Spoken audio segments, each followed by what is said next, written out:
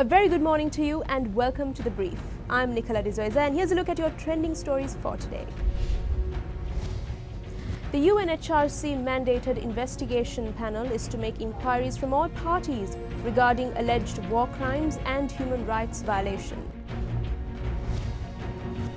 How would you describe the purpose and nature of this inquiry? Our role is according to our mandate. We are basically supposed to be... Primarily, there is the recommendation made via the High Commissioner to ensure the independence of the inquiry. This inquiry will be conducted into all parties that violated human rights impartially and fairly. The Sri Lankan government has rejected cooperation with this inquiry. There are views that the Sri Lankan government will attempt to prevent any person within Sri Lanka from cooperating with this inquiry. Will this be an obstacle? Well, it always is a problem when it comes to the question of account. In terms of responsibility, it is an obstacle. I think the government will see the need to consider this. Minister Vasudeva Nanayakkara says that war victory is not a strategy that can always be used.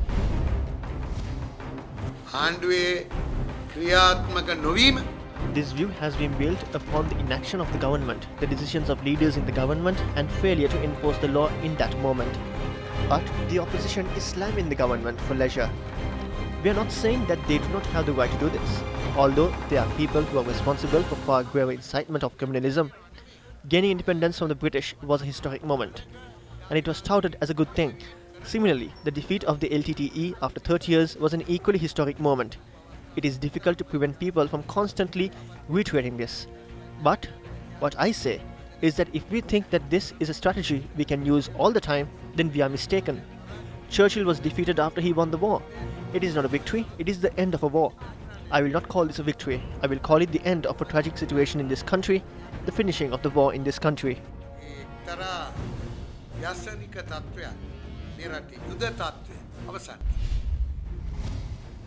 The group of asylum seekers, believed to be Sri Lankan Tamils, may be forcibly sent back to South Asia by the Australian government, which remains tight-lipped on whether such a boat even exists. Prime Minister, is the government intending to try and get Sri Lanka to take a boatload of asylum seekers? We are stopping the boats. That's what we're doing, Chris. We are stopping the boats.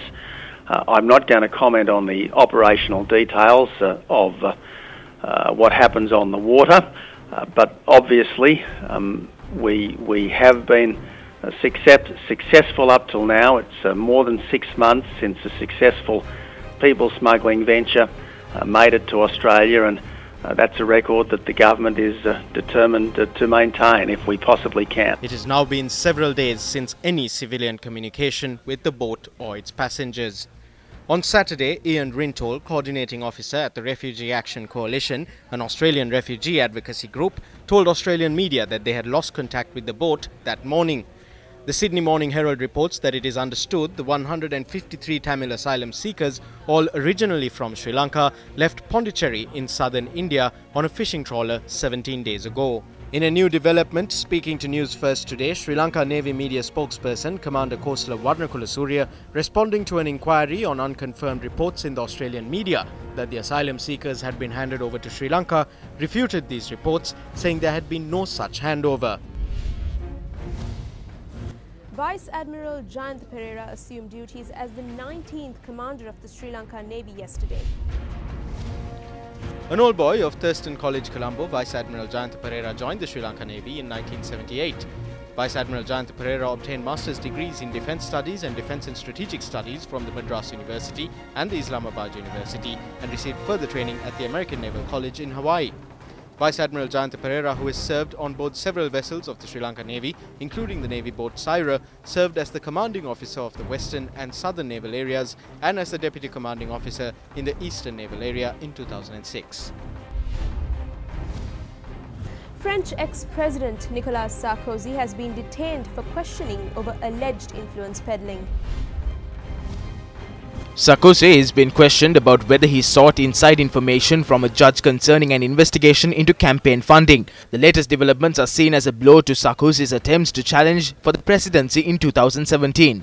Investigators are trying to find out whether Sarkozy, who was president from 2007 to 2012, had promised a prestigious role in Monaco to a high-ranking judge, Gilbert Asibet, in exchange for information about an investigation into alleged illegal campaign funding.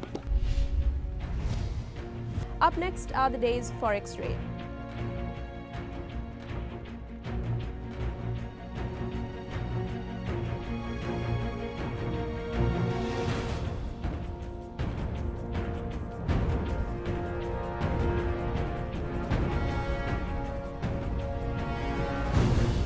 Well, that's a wrap of the brief for today. Thank you for joining us. For the Newsfirst team, I'm Nicola D'Souza, reminding you to always stay briefed.